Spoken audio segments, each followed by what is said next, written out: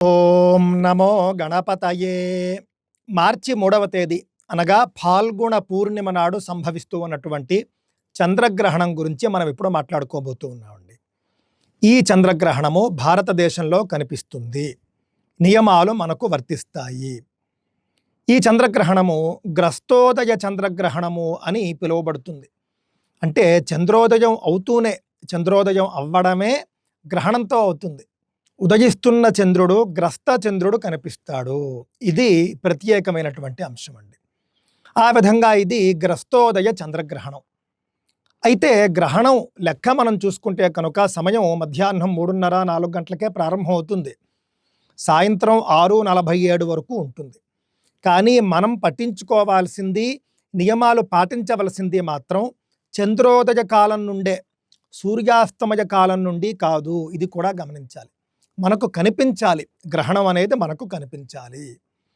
కావున భాగ్యనగరానికి మనం తీసుకుంటే మార్చి 3వ తేదీ సాయంత్రం 6:13 చంద్రోదయం జరుగుతుందండి. 6:13 గ్రహణ మోక్షకాలము 6:47. ఆ విధంగా మనం చూసుకుంటే కనుక అంత మాత్రమే గ్రహణ కాలము 6:13 నుండి 6:47 వరకు. ఒక రకంగా చెప్పాలంటే సరిగ్గా 30 నిమిషాల పాటు చంద్రగ్రహణం అనేటటువంటిది ఉంటుంది. 6:47కి గ్రహణ మోక్షం అయిపోయిన తర్వాత శుద్ధ చంద్రుణ్ణి చూసి స్నానం చేసేయాలి. ముచ్యమానే భవేద్దానం ముక్తే స్నానం విధీయతే స్నానం స్యాదుపరాగాదౌ మధ్యే హోమ సురార్చనం. ఈ యొక్క వచనాలను బట్టి మనం చూస్తే కనుక గ్రహణం పట్టిన వెంటనే స్నానం చేయాలి. పట్టిన తరువాత చేయాలి, దృష్టిలో పెట్టుకోండి. 6:13కి గ్రహణం మొదలైంది అంటే చంద్రోదయం అవ్వగానే స్నానం చేయాలి. పట్టు స్నానము అంటారు. పట్టు స్నానం చేసిన తరువాత జపాదులు చేసుకోవచ్చు, స్తోత్ర పారాయణ చేసుకోవచ్చు. అదేవిధంగా అవకాశాలు ఉన్నవారు దేవతా పూజ కూడా చేసుకోవచ్చు. మధ్యే హోమ సురార్చనం అన్నారు. దేవతా పూజ గ్రహణ సమయంలో చాలా విశేషం. మరి దేవాలయాలు ఎందుకు మూస్తూ ఉన్నారండి అనంటే కనుక దేవాలయాలు మూయాలి అనేటటువంటి నిషేధం మనకు కనిపించటం లేదు. కాకపోతే గ్రహణ సమయంలో దేవాలయాలు తెరచి ఉంటే కనుక అర్చకులు వాళ్ళందరూ కూడా పట్టు స్నానం చేయాలి, విడుపు స్నానం చేయాలి, మధ్యలో పూజ చేయాలి. అంతవరకు పర్వాలేదు, వాళ్ళకి బాగానే ఉంటుంది.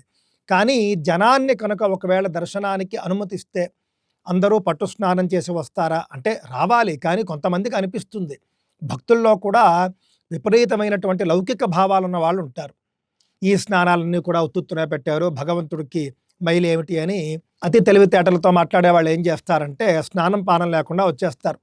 ఆ విధంగా భక్తులందరూ కూడా మైల పడిపోతారు. గ్రహణ సూతకం అనేది చాలా ప్రత్యేకమైనటువంటిది. అందువల్ల దేవాలయాలు మూసి ఉంచడం అనే సాంప్రదాయం వచ్చింది. దేవాలయాలు మూసి ఉంచడం అనేది భక్తులకు తప్ప అర్చకులకో లేకపోతే దేవాలయానికో కాదు.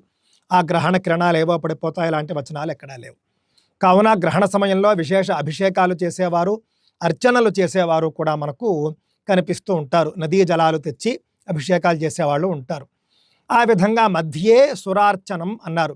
పట్టు స్నానము, విడుపు స్నానము, మధ్యలో హోమం చేసుకునే వాళ్ళు హోమం కూడా చేసుకోవచ్చు, దేవతా పూజ చేసుకోవచ్చు, జపాదులు స్తోత్ర పారాయణాదులు చేసుకోవచ్చు, దానాలు కూడా చేసుకోవచ్చండి. గ్రహణ దానాలు ప్రత్యేకం, గ్రహణ దానాలు కూడా చేసుకోవచ్చు. ఈ యొక్క గ్రహణ స్నానం అనేటటువంటిది మన ఇంటి దగ్గరే చాలామంది అనారోగ్యం ఉన్నటువంటి వాళ్ళు ఉంటే కనుక వేడి నీటితో స్నానం చేస్తారు. సరే, పర్వాలేదు. దానికంటే కూడా మామూలు నీరు మంచిది. మామూలు నీరు కంటే కూడా బావి నీరు మంచిది. బావి అందుబాటులో లేనటువంటి వాళ్ళు, పట్టణాల్లో ఉన్నవారు నేరుగా కనుక ఒకవేళ బోర్ నీరు వస్తే కనుక దాంతో స్నానం చేయవచ్చు. దానికంటే బావి నీరు శ్రేష్టం. బావి నీరు కంటే కూడా కోనేరు, సరోవరం, చెరువు ఇవి శ్రేష్టమైనవి. దానికంటే కూడా మామూలు నది శ్రేష్టమైనది. మామూలు నది కంటే కూడా మహానది శ్రేష్టమైనది. మహానదుల్లో గంగా నది చాలా శ్రేష్టమైనది. కానీ చంద్రగ్రహణంలో మాత్రం ముఖ్యంగా గోదావరి నదీ స్నానం చాలా శ్రేష్టం. కావున గోదావరి నదీ స్నానం అవకాశం ఉన్నవాళ్ళు చక్కగా చంద్రోదయం కంటే ముందే గోదావరి తీరానికి వెళ్ళిపోండి.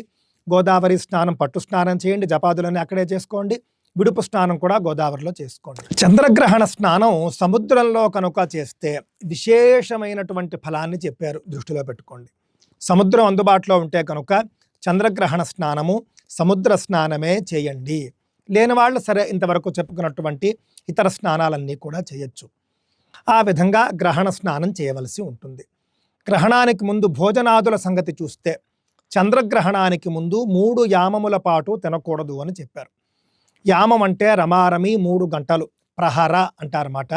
3 ప్రహరలు చంద్రగ్రహణానికి ముందు తినకూడదు. 6:15 అంటే 6 వేసుకోండి. 6 వేసుకుంటే కనుక ఉదయం 9 నుండి ఏమీ కూడా తినకూడదు. తింటే 9 లోపల తినేయాలి. కొంతమంది మహర్షుల అభిప్రాయం ఏమిటంటే గ్రస్తోదయ చంద్రగ్రహణం కాబట్టి ఆ రోజు పగలంతా కూడా తినకూడదు. చంద్రగ్రహణ ముక్తి అయిపోయిన తర్వాత మోక్ష స్నానం చేసిన తర్వాత శుద్ధి చేసుకుని అప్పుడు భోజనం చేయాలి అని. ఎవరి శక్తిని బట్టి వాళ్ళు చేయండి. అయితే వృద్ధులు, అనారోగ్యంతో ఉన్నవారు, బాలికలు మాత్రం ఈ యొక్క సందర్భంలో మధ్యాహ్నం కనీసం 2 లోపల తినేటటువంటి ప్రయత్నం చేయవచ్చు. 3, 2 లోపల తినచ్చు. కానీ అన్నీ బాగున్న వాళ్ళు మాత్రం ఈ విధంగా ఉదయం 9 లోపల కానీ పూర్తిగా తినకుండా కానీ ఉంటే మంచిది. ఈ యొక్క చంద్రగ్రహణము పుబ్బా నక్షత్రము సింహరాశిలో సంభవిస్తూ ఉన్నది కావున వాళ్లకు దోషం. అదేవిధంగా పూర్వాషాఢ, భరణీ నక్షత్రాల వాళ్ళు, సింహరాశి వాళ్ళు, కుంభరాశి, మకర, కన్యా, కర్కాటక, వృశ్చిక రాశుల వారు గ్రహణ శాంతి చేసుకోవాలి. గ్రహణ శాంతి చేసుకునేటటువంటి శక్తి లేని వాళ్ళు ఒక శ్లోకము, ఒక స్తోత్రము పారాయణ చేస్తే సరిపోతుంది. అది నేను తదుపరి వీడియోలో చెబుతాను.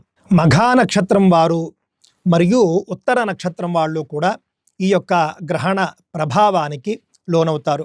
వాళ్ళు కూడా గ్రహణ శాంతి చేసుకోవాల్సి ఉంటుంది. లేకపోతే కనుక స్తోత్ర పారాయణ అయినా చేయండి. గ్రహణ శాంతి అంటే ఏమీ లేదండి. శక్తి ఉన్నటువంటి వాళ్ళు వెండితో చంద్రబింబాన్ని మరియు నాగ ప్రతిమను చేయించి దానం ఇవ్వాలి. ఇంకా శక్తి ఉన్న వాళ్ళు నువ్వులు, నెయ్యి, బంగారము, గోవులు కూడా దానం చేయవచ్చు. గ్రహణ శాంతిగా ఇవి చేసినా, గ్రహణ సమయంలో ఇవి చేసినా కూడా చాలా చాలా విశేషము. ఇదండి చంద్రగ్రహణానికి సంబంధించినటువంటి పూర్తి వివరాలు. మీ ప్రాంతాల్లో చంద్రోదయం ఎన్నింటికి అని చూసుకోండి. ఆ రోజున మార్చి 3వ తేదీ సాయంత్రం చంద్రోదయం ఎన్నింటికో చూసుకోవాలి. చూసుకుని చంద్రోదయం నుండి 6:47 వరకు గ్రహణం ఉంటుంది అనే అంశాన్ని దృష్టిలో పెట్టుకోవాలి. ముక్తి స్నానం మాత్రం మనం కళ్ళతో చూసి చేయవచ్చు. ఆ యొక్క శుద్ధ బింబాన్ని చూసిన తర్వాత చేయవచ్చు. ఇంకా మీకు ఏమైనా సందేహాలుంటే తప్పక తెలియజేయండి. స్వస్తి.